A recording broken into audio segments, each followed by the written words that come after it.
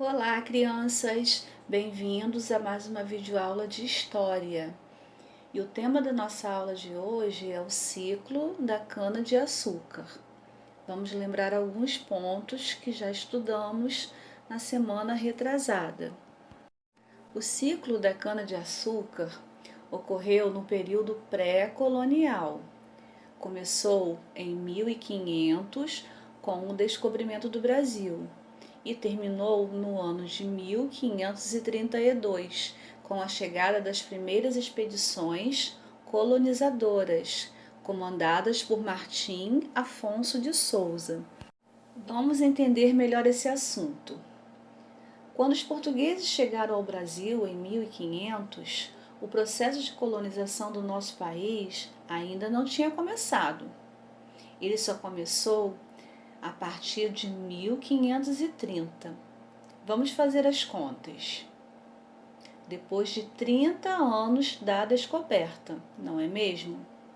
Nestes 30 primeiros anos, os portugueses enviaram para as terras brasileiras algumas expedições, com o objetivo de reconhecimento territorial e construção de feitorias para a exploração do pau-brasil.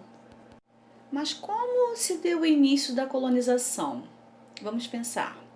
A colonização do Brasil teve início, como já sabemos, em 1530 e passou por várias fases relacionadas à exploração, produção e comercialização de um determinado produto. Você sabe qual é esse produto? Muito bem, você acertou. A cana-de-açúcar. Vale lembrar que a colonização do Brasil não foi pacífica, pois teve como características principais a exploração territorial, uso de mão de obra escrava, indígena e africana, utilização de violência para conter movimentos sociais e apropriação de terras indígenas. O ciclo da cana-de-açúcar foi a primeira atividade economicamente organizada no Brasil.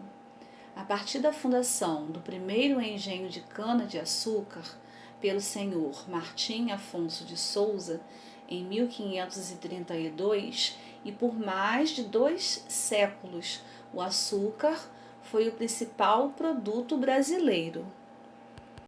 O cultivo da cana-de-açúcar deu-se pela necessidade de colonizar e explorar um território até então sem muita importância econômica para Portugal. Vários foram os motivos para a escolha da cana, entre eles a existência do Brasil do solo de massapê, propício para o cultivo da cana-de-açúcar, além de ser um produto muito bem cotado no comércio europeu. Destinado unicamente à exportação e capaz de gerar valiosos lucros, transformando-se no alicerce econômico da colonização portuguesa no Brasil entre os séculos XVI e XVII. Você sabia que as primeiras mudas de cana-de-açúcar foram trazidas da Ilha da Madeira por Martim Afonso de Souza? Sim, ele é o responsável pela instalação do primeiro engenho em São Vicente. O Nordeste, principalmente o litoral pernambucano e baiano, sofreu a maior parte da produção açucareira da colônia. A maior contribuição dos engenhos, porém, foi estar em um ponto bastante privilegiado, facilitando o escoamento e agilizando a chegada de produtos aos mercados consumidores. Vamos conhecer agora como era a sociedade açucareira. O senhor de engenho era o proprietário, o qual desfrutava de admirável status social. Os engenhos eram formados por amplas propriedades de terras, ganhas através da cessão de sesmarias, que eram lotes abandonados, cedidos pela coroa portuguesa a quem se comprometesse a aproveitá-la para o cultivo. O senhor e sua família moravam na Casa Grande, local onde ele desempenhava sua autoridade junto aos seus, cumprindo seu papel de patriarca. Os negros escravos viviam nas senzalas, que eram alojamentos nos quais conviviam cruelmente tratados como animais expostos aos mais violentos castigos. Havia também a capela, local sagrado no qual aconteciam as mais belas sagrações religiosas. Nas suas horas vagas, ela exercia igualmente o papel de centro social, onde os homens livres do engenho e das circunvizinhanças se reuniam. No engenho ficava ainda a moenda, onde a cana-de-açúcar era moída.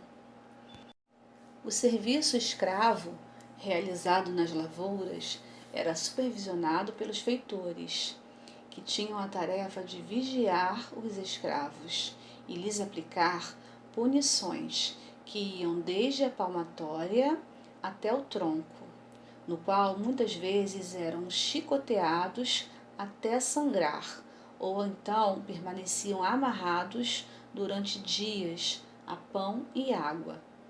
Outros trabalhadores livres também trabalhavam no engenho, iam de barqueiros, canoeiros até pedreiros, carreiros, condutores de carro de boi, vaqueiros, pescadores e lavradores. A prosperidade da produção açucareira no Brasil chamou a atenção dos holandeses, que em 1630 invadiram Pernambuco, o maior produtor de açúcar da época. Eles passaram então a trabalhar no local, adquirindo a experiência necessária do cultivo da cana-de-açúcar, para, após sua expulsão, poderem utilizar esse aprendizado, e foi o que aconteceu. Após a expulsão, foram para as Antilhas, onde prosseguiram com a cultura do açúcar, passando a ser durante os séculos XVII e XVIII concorrentes do Brasil no abastecimento do mercado europeu. Porém, no século XVIII, a Holanda se supera na construção de uma indústria açucareira e no abastecimento do mercado europeu, e faz com que o Brasil perca o monopólio do açúcar, desvirtuando o quadro político-econômico vigente na época.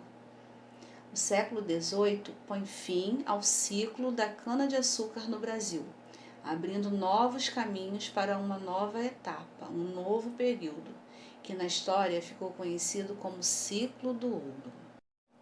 Na aula de hoje aprendemos um pouco mais sobre a história do Brasil, não é mesmo? Espero que tenham gostado da aula e até a próxima. Um beijo no coração de todos.